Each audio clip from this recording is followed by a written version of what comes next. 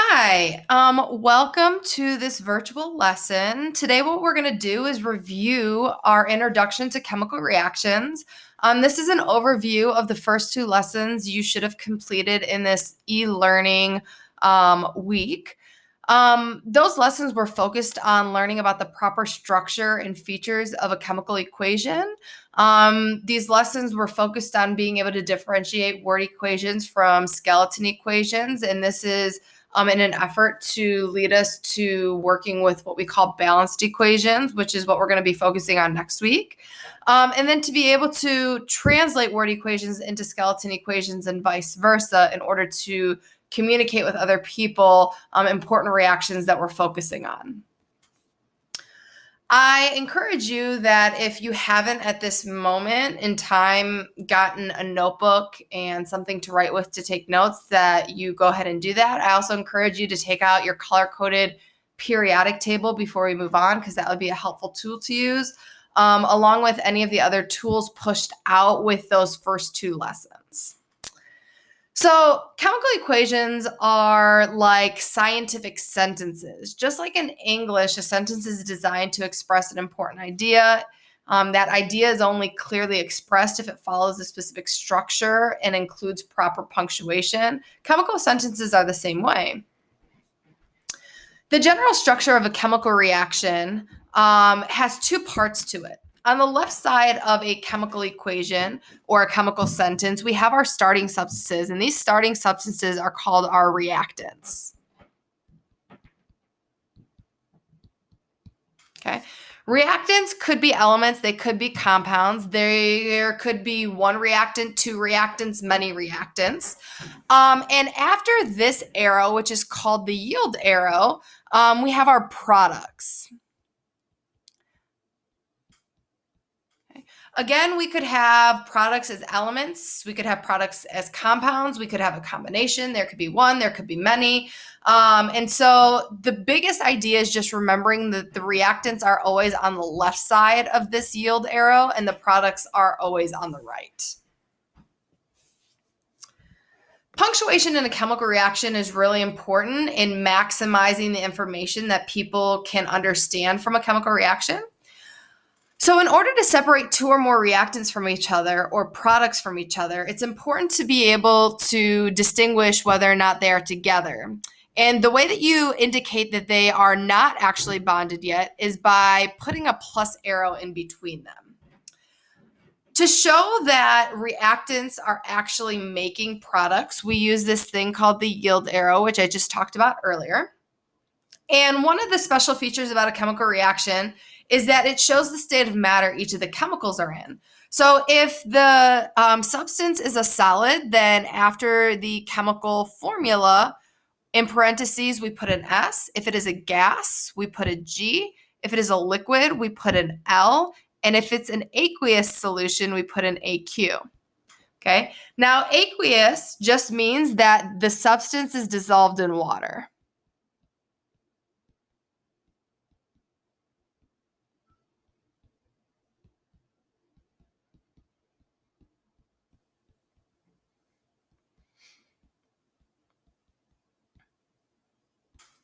Okay. So I like to think about agua or aqua. They both remind me of blue and then water. So aqueous just means dissolved in water.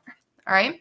Sometimes chemical reactions have a hard time starting without something used to speed it up. So if heat is used to speed it up, then above the yield arrow, what we do is we include a triangle, and that triangle represents that heat was used in order to make this reaction occur faster. Sometimes instead of heat being used to speed up a reaction, sometimes we use this thing called a catalyst. A catalyst is a chemical that speeds up a chemical reaction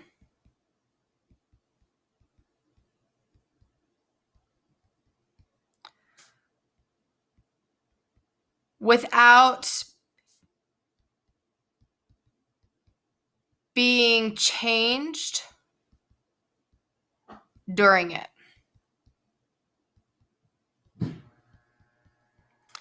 Okay, catalysts can be reused. So these right here are reusable. Since catalysts aren't actually reactants because they're not starting ingredients, and they're not products because they don't undergo a chemical change, we indicate that a catalyst is present in a reaction by, again, writing the chemical formula of it above the yield arrow. Okay, so these are the primary symbols that you're going to be using throughout this next unit.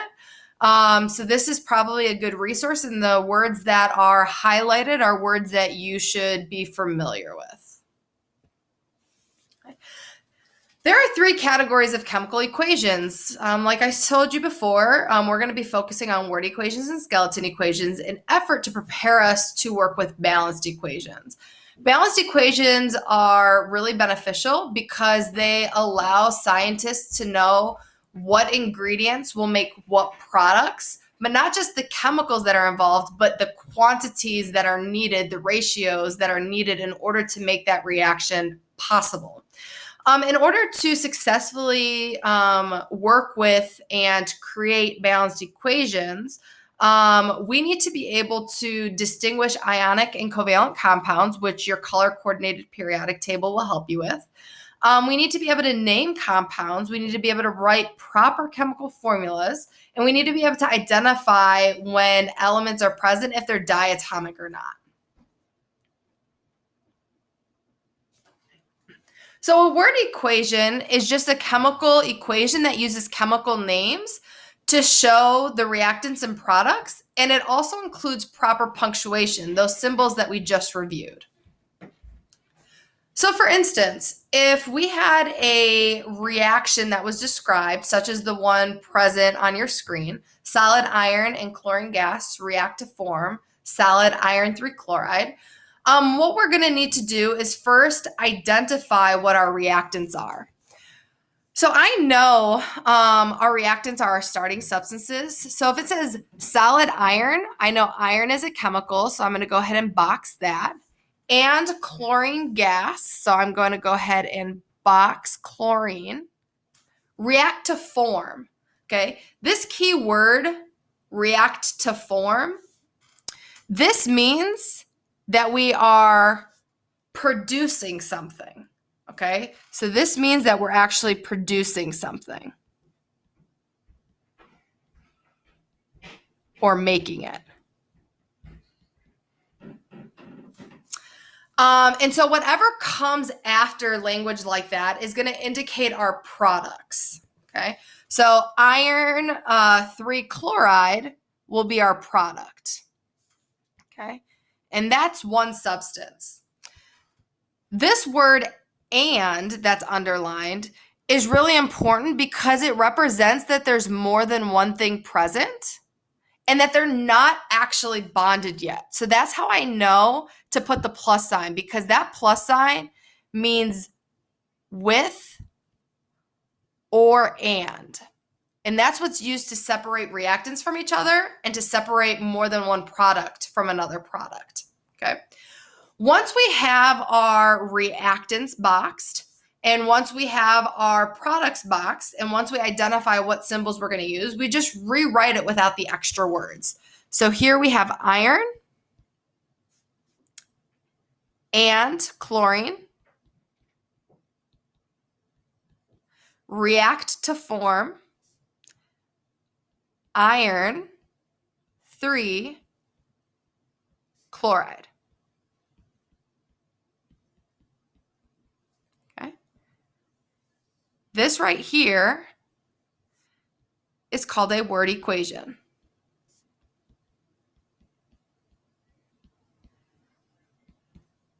All right. Now, again, word equations use chemical names and proper chemical punctuation. Okay, so we have both of those included. So let's practice another one. All right. It says an aqueous solution of dihydrogen dioxide. Okay. Now, aqueous, remember, means dissolved in water.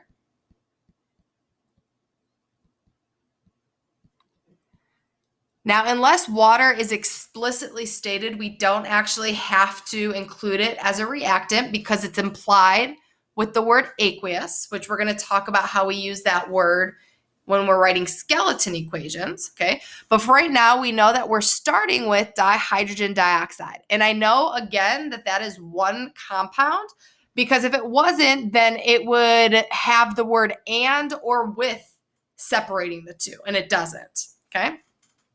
It says it decomposes, okay? So that means if something decomposes, it's undergoing a chemical change. So I know decomposes means breaks down. So I know that whatever it's breaking down into is going to be our products, okay? So if I continue to read, I see that it decomposes during a manganese 4 oxide catalyzed, this is another keyword, reaction. So remember, catalyzed means that that is a catalyst. It's used as a helper. It's kind of like a matchmaker. If you think about catalysts like a matchmaker, sometimes you have two individuals who are looking to form a relationship with another person, to create a new identity, a new union with another person. Sometimes people have a hard time like meeting each other. So they go to a matchmaker, and the matchmaker facilitates their introduction, and it allows them to form a connection faster and hopefully a relationship faster. But the matchmaker never actually is a member of the relationship itself, right? Once the relationship forms, the matchmaker still retains its own identity as a separate thing, and it can do its job again because catalysts can be reused. So I know right here, this manganese 4 oxide, since it is a catalyst, this is going to have to be written above my yield arrow, okay? So this right here is a catalyst, okay? When I go ahead and I continue reading, it says that this decomposes to form, so I know my symbol is going to be the yield arrow there. It's going to form liquid dihydrogen monoxide and oxygen gas, okay? So right there, I know that dihydrogen monoxide is going to be one product. It's not two because otherwise it would be separated with the word and or with, and it's not. But here's the word and, so I know a plus sign is going to go there. And oxygen gas, so I know that's my second reactant. So if I go through and rewrite this, I know that we have dihydrogen dioxide, and I know it's decomposing with a catalyst, so my catalyst is going to go above.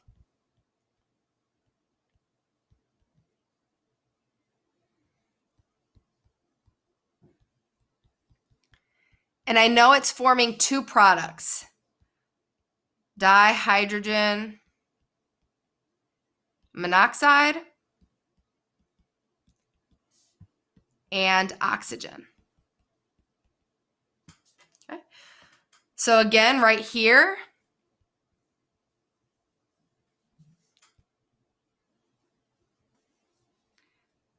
this is my word equation. Okay. It uses chemical names and the proper punctuation. Okay. And this, for scientists, this word equation is a lot more efficient to understand than this description above it. Okay. So it just helps scientists digest information in a more efficient and effective way. Okay. Here's another example. This might be a good time to pause and to see if you can complete this practice problem independently. After you have a chance to complete this practice problem, go ahead and push play again and check your work. All right. So we have aqueous aluminum bromide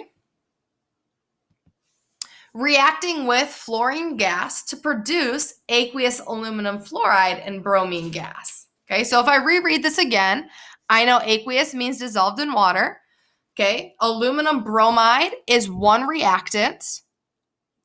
I know because it's not separated by the word with the words and or with, so I know it has to be one compound. It reacts with an and tells me that I need to use my plus sign, with fluorine gas. Okay, so that's another reactant. So my reactants are in red. And it reacts to produce. So I know to produce, to make, to yield is represented by an arrow in my proper punctuation. Aqueous aluminum fluoride. So I know aluminum fluoride is one product because it is stated after the word to produce. And it is not separated by any words like and or with. So I know it's one compound.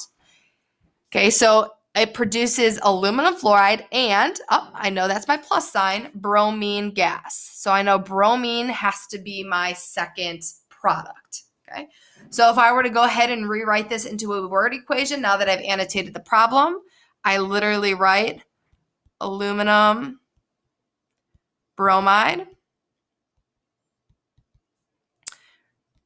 Oops, that should say reacts with, my bad. Reacts with fluorine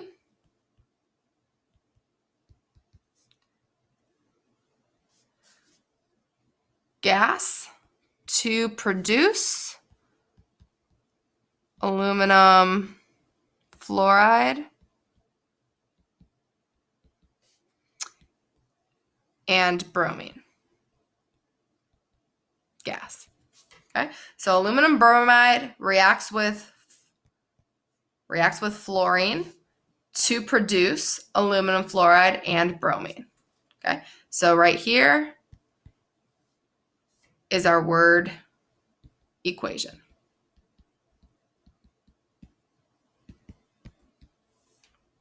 All right. So now that we know what a word equation, right? A word equation uses chemical names to show a chemical reaction, like this example below. Now it's time to figure out what a skeleton equation is. Okay, so skeleton equations use chemical formulas instead of chemical names to show the reactants and the products. And it still uses, though, the proper chemistry punctuation. So it still uses the proper punctuation. All right, this is where your name to formula graphic organizer and your color-coded periodic table, both which are linked, are going to be really helpful. Okay. So above we have the word equation, and our goal is to convert the word equation into a skeleton equation. So just like your body has a skeleton in it, and we can see the general structure of what your body is, your body won't actually work unless it has all the other components in the proper ratios present, right? Your body can't work without a circulatory system or a digestive system or muscular system. So a skeleton equation only shows the bare bones of a chemical reaction by showing the chemical formulas without it being balanced. So you don't have coefficients that show the law of conservation of mass being followed. So this still communicates, skeleton equations still communicate helpful information, such as what chemicals are involved, the states of matter that they are present in if that information is provided to you, but they don't show you the relative ratios those chemicals are present in. Okay, so in order to convert a word equation into a chemical equation, this name to formula graphic organizer is designed to help you do this, which is shown here in this box. So the first question you have to ask yourself for each substance is this substance an element or a compound? So for instance, iron. Is iron an element or a compound? Elements are found on the periodic table, okay? So since I can find iron on the periodic table, I know that I am going to be working with an element, which then takes me to my next question, which is this element monatomic or diatomic? So remember, there are 7 diatomic elements. We have hydrogen, oxygen, nitrogen, chlorine, bromine, iodine, and fluorine. They're listed right here, okay? If an element is monatomic, then all we're going to do is simply record the symbol. However, if it's diatomic, we not only include the symbol, But we also have to put a subscript of 2 because remember, diatomic elements cannot exist in nature unless they're bonded to another one of themselves. Iron is not part of these 7 diatomic elements. So literally all we have to do is find the chemical formula for iron, which is Fe, and we have to record that. Now, this description of this reaction was present on an earlier slide, and it identified that iron is actually a solid substance. So I'm just going to put an S after it because in the previous slide, we know that iron is solid. Okay. Now we repeat the process, but now for chlorine. So we ask ourselves again with question number 1, is the substance an element or a compound? I know chlorine is an atom that can be found on the periodic table. So I know that that is an element. I ask myself then the second question, is it monatomic or diatomic? I know chlorine is part of the 7 diatomic elements. It's part of these Honck-Lebrif elements. So I know since it's diatomic, I'm going to have to put the symbol with a subscript of 2. So Cl with a subscript of 2. Again, earlier in the PowerPoint, chlorine was described as a gas. And if you look it up on the periodic table, it will also be color-coded as a gas. So I'm going to put the symbol G after it because skeleton equations, when possible, not only show the chemical formula and the chemical punctuations, but they show the state of matter as well.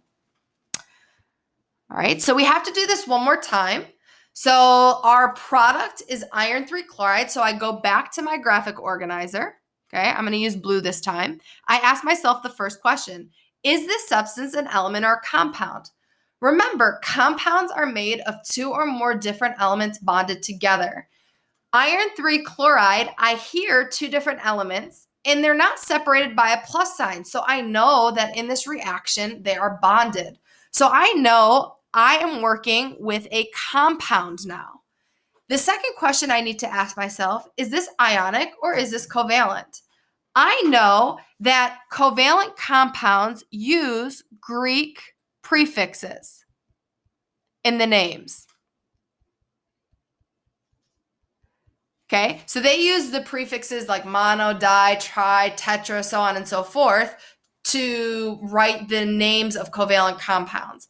I also know covalent compounds do not contain metals. So you can either use your color-coded periodic table to figure out if it's ionic or covalent, or you can just remember that all covalent compounds will have a Greek prefix somewhere in the name. I don't see any Greek prefixes in this compound right here. So I know it has to be ionic. So if I continue following the graphic organizer, it says I need to find the charges of the cation and anion. Again, your color-coded periodic table will help you figure out the charges. So here, iron 3 tells you the charge of iron in the name, +3. Chloride is Cl. I know it's an ion because it ends in IDE. I know it's a monatomic anion. So when I look at my color-coded periodic table, all group 7 elements have a -1 charge. Okay? So the next step is I'm going to crisscross the charges to find the subscripts. Again, I'm only crisscrossing the numbers. I'm not crisscrossing the signs, okay? Fe, there is one Fe. Scientists are lazy, so if there's only one, they just put the chemical symbol. They don't actually write a number. And chlorine, there's 3 of them, okay? This means right here that we have 3 chlorine ions, -1, -1, -1, bonded to 1 iron ion, which is +3. This and these cancel out to be 0. So I know that this is a neutral compound. So that's what I'm going to go ahead and I'm going to put in. The last step is just making sure it's simplified. 1 and 3 cannot be simplified to smaller whole numbers. So I know it's simplified. Okay. This right here, I know based on the description I provided earlier in the PowerPoint is a solid. So I'm going to put an S. Okay. Again, I gave it to you in a previous slide what these descriptors are. If I don't give you the states of matter, then you don't have to worry about putting them, at least for right now. But if you do have the information, make sure you include them. So right here, this is our skeleton equation.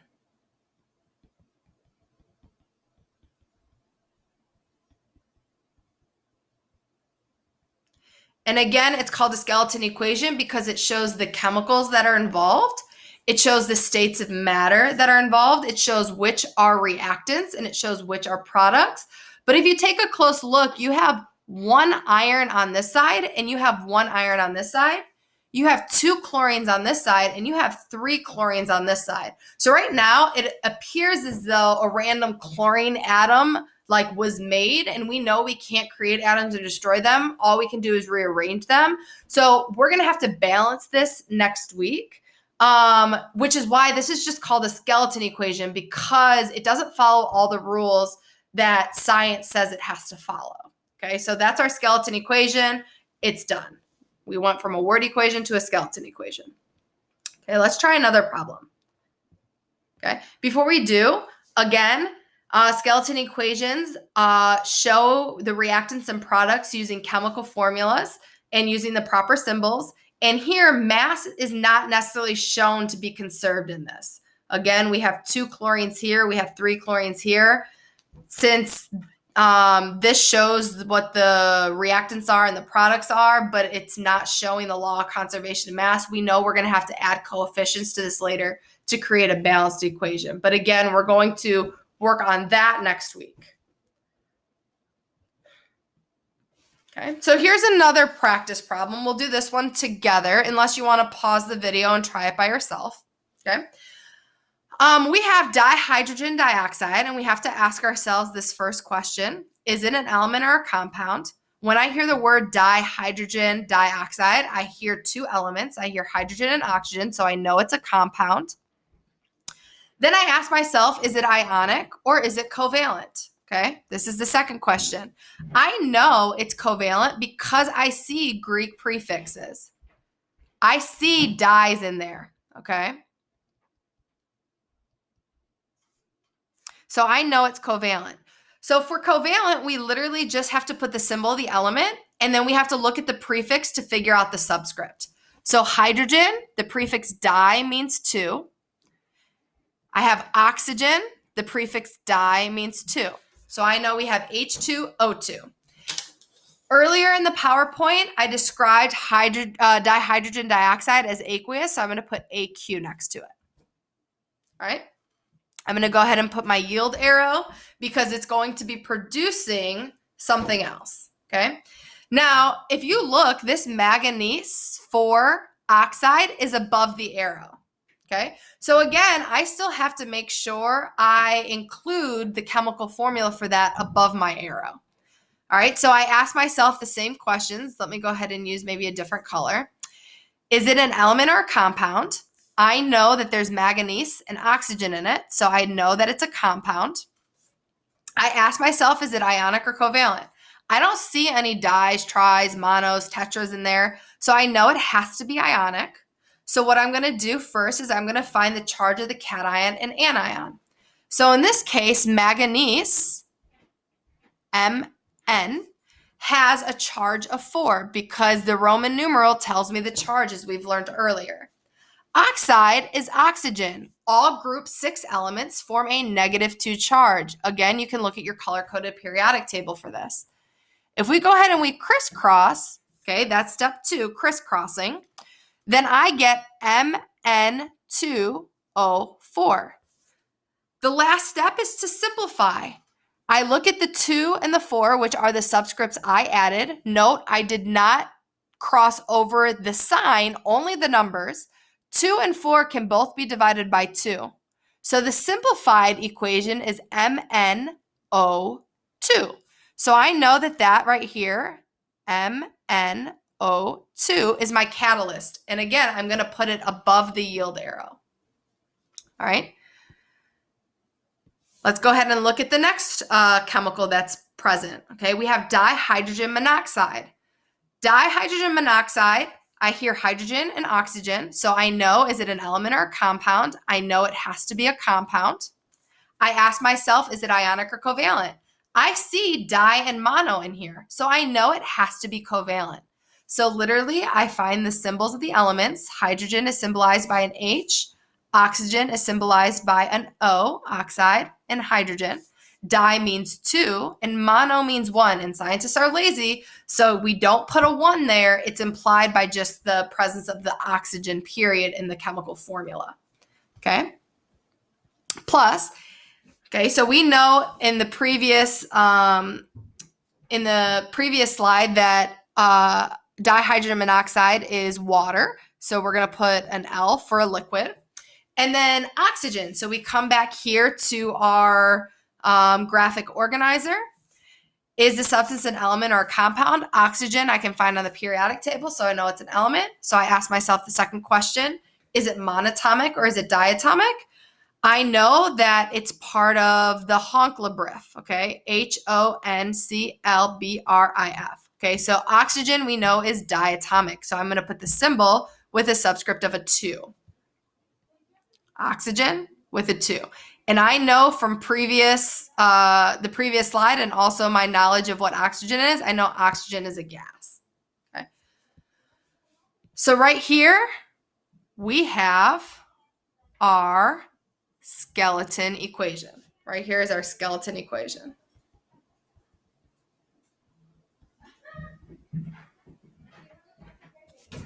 All right. Let's go ahead to the next slide. Okay. I made a big copy of this so we could go back and forth if we needed to. Okay. I also put his little one here in the corner. So now is a good time to pause the presentation and try to see if you can solve this problem independently, and then push play when you're ready to check your work. All right. Again, we're taking a word equation and we're trying to create a skeleton equation. I ask myself, is this substance an element or a compound? I see aluminum and I see bromide. I see 2 different elements and they're not separated by a plus sign, so I know it has to be a compound. So I go to step 2. Question 2 says, I need to identify if it's ionic or covalent. Remember, covalent has Greek prefixes. I don't see any Greek prefixes in this chemical. Okay, I don't see any mono, dis, tris, so I know it has to be ionic. I need to find the charge of my cation and my anion, so I'm going to look at my periodic table and what I know about charges. I know aluminum has a +3 charge. All group 3 elements that are main group elements have a +3 charge. And I know bromide is really bromine. That's an ion, and all group 7 elements have a -1 charge. Again, you can look at your color-coded periodic table. I go ahead and I crisscross, and I get Al, Br3. I ask myself, can I simplify the 1 and the 3 into a smaller whole number? And the answer is no. On a previous slide, I said that aluminum bromide was aqueous, so I'm going to put an AQ there. And now I'm ready to go on to my next substance. Okay, my next substance is fluorine. I go back through, I ask myself this first question. Is it an element or compound? I know I can find fluorine on the periodic table, so I know it's an element. I ask myself the second question. Is it monatomic or is it diatomic? I know it's one of these 7, so I know it's diatomic. So I record the symbol and I put a subscript of a 2, F2. And I know fluorine is a gas, so I'm going to put a G. Okay. Now we're going to go to the next substance. Okay. Aluminum fluoride. I hear aluminum and I hear fluorine. It's not separated by a plus sign. So I ask myself, is it ionic or is it an element or compound? So I know it's a compound. I ask myself, is it ionic or covalent? Since I don't see any Greek prefixes, I know it's ionic. So I'm going to find the charges. Aluminum has a +3 charge, which we've determined earlier. And I know fluorine is also in group 7. I know that's a -1 charge. I crisscross. And I know the formula is AlF3. And I know that's aqueous. Okay. The last one we have here, okay, we have bromine. I ask myself, is this an element or a compound?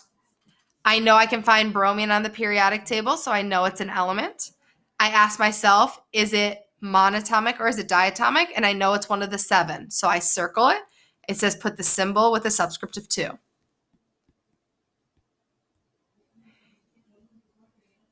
And bromine is one of the only liquids that's a not one of the only liquids. It's one of the only halogens that's a liquid. Okay. So here we go. This right here is our skeleton equation.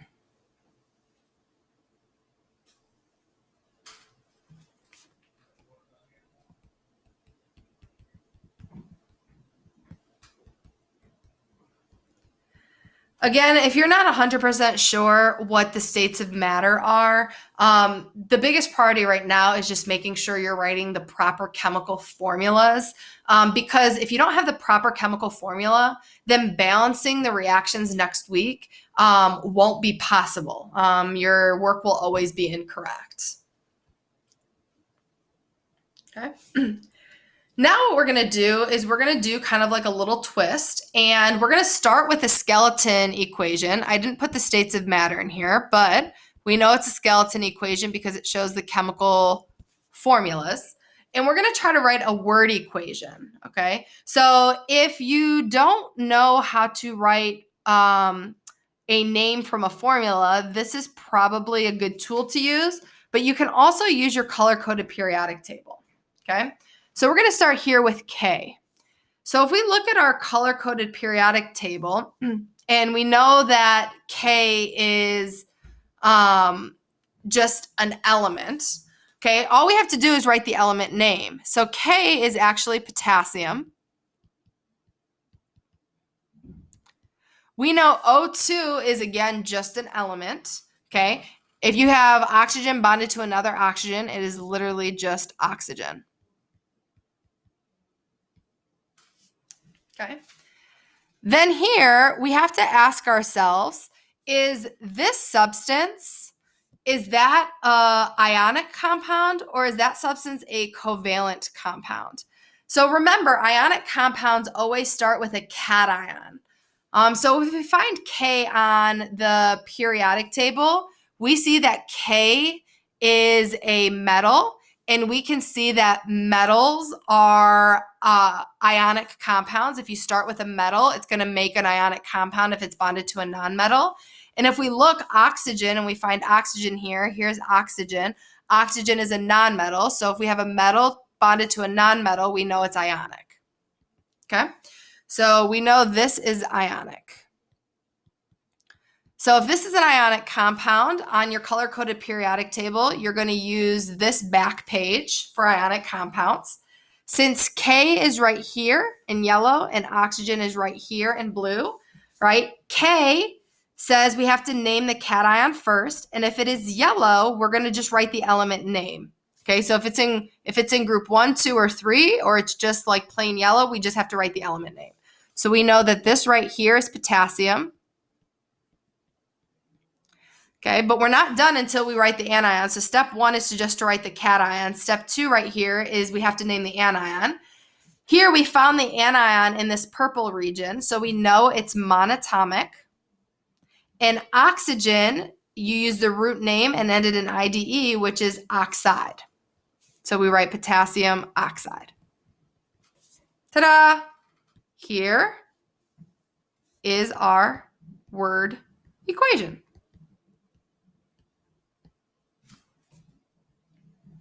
All right. All right. Why don't you pause and see if you can complete this practice problem and then hit play when you're ready to check your answer. All right. So over here, if we have a skeleton equation, we're trying to make a word equation. Every time we have a compound, we can go ahead and use our color-coded periodic table to help us make some decisions on how to name it. So we're going to start with SO2. So if I find S on this first part, which is always determining if it's ionic or covalent, if we find S, let me go ahead and erase the stuff that we've already put on here. There we go. If we find S, we'll use green. S is right here. And if we find O, which is also in our compound, O is right above it. So here I have two blues. If I have two blues, that means I have two nonmetals, so this has to be covalent. Okay, so if I know it's covalent, then I'm going to use this rules for naming covalent compounds. This is going to be down here. Okay, so here it says step 1, name the first element by using a Greek prefix except mono to show the amount and the element name. Okay, so here, since I have only one sulfur, I'm not going to use mono because mono is the only Greek prefix that you don't use for the first element. So I'm just going to write sulfur. And then it says O2. So if we look, the second element, it says we have to use a Greek prefix, the root name IDE. So if it's O2, the prefix for 2 is di, and then the root name for O is oxide. Okay, so this is sulfur dioxide. Okay, now I'm going to go ahead and use a different color. We'll use orange. We have Li and Cl. Okay, so if we look, I know that's a compound. If I find Li, here's Li. If I find Cl, let me go ahead and erase this really quick. Here's Cl. I can see that this is yellow with a blue. Metal with a nonmetal is ionic. Okay, so I know that this is ionic. Okay, remember this one was covalent. All right, so if I'm trying to name an ionic compound, I'm going to use this side. This is for ionic. All right, this bottom part is for covalent. Okay, so if it's ionic, we have Li, which is right here. And we have, we have Cl, okay, which is right here, okay? So step 1 is to name the cation. So if it's yellow, all we do is write the element name. So the element name for Li is lithium. So I'm going to put lithium. And Cl is blue. So for blue, we use the root name and of the element and ended in IDE. So right here is for chloride.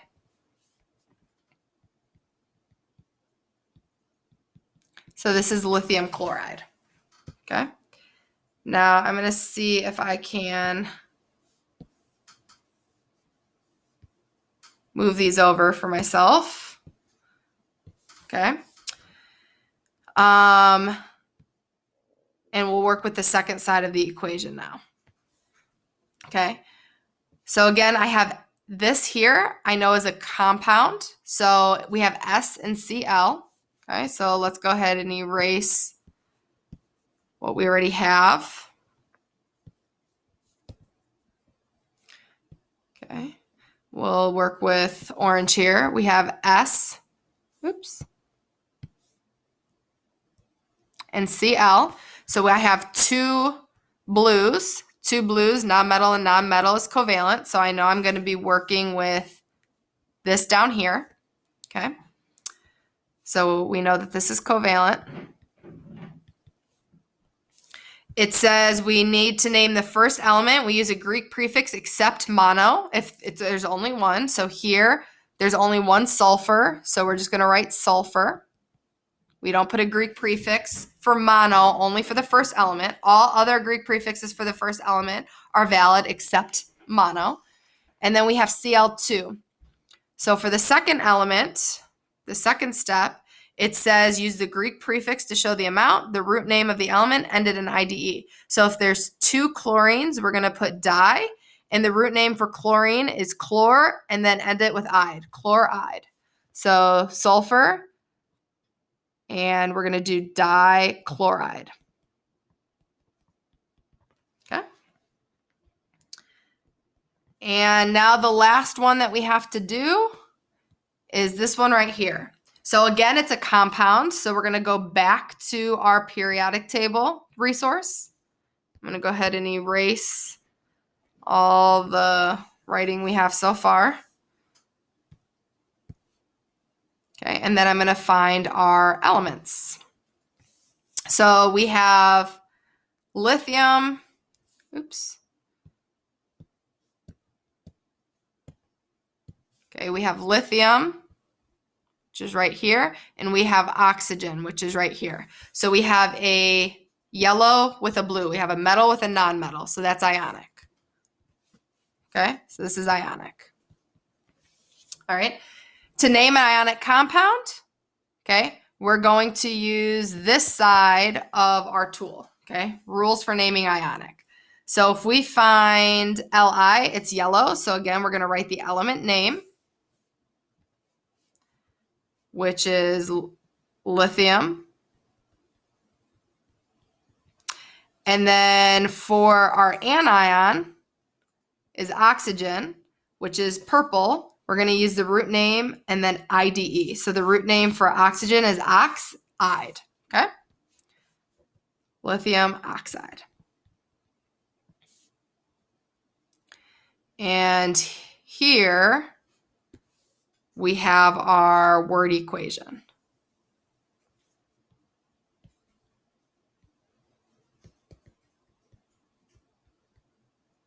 Okay. I just want to emphasize that if your cation is in this like orange region over like here, if it's in this orange region, then you're going to use the element name and you're going to put the charge as a Roman numeral. The way that you figure out the charge of these orange elements is by analyzing the charge and the quantity of your anions, okay?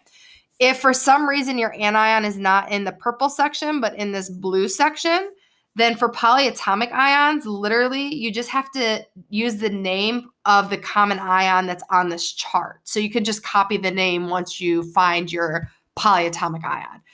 Remember, your cation in ionic compounds is always your first element, and anything after is your anion. So if your anion is made of one element, you know it's going to be monatomic. If your anion is made of more than one element, then you know it's going to be polyatomic. Okay, so the rules, you guys have all worked with this tool. We had a whole unit on naming and formula writing. So this is just supposed to be jogging your memory. All right. And there we have it. That is how you write word equations, and that is how you write skeleton equations. At this point, you should be familiar with how to do both. And you should also be familiar with the general structure of a chemical equation and the proper punctuation that goes in it and what that punctuation means. We'll have more practice later on with this skill because we can't balance equations without this knowledge, okay, without these skills. So I hope that this lesson is beneficial. I hope it is helpful. Please, please, please make sure that you are using your tools. They are helpful, especially during a time when we have to virtually learn. All right, talk to you later. Signing out.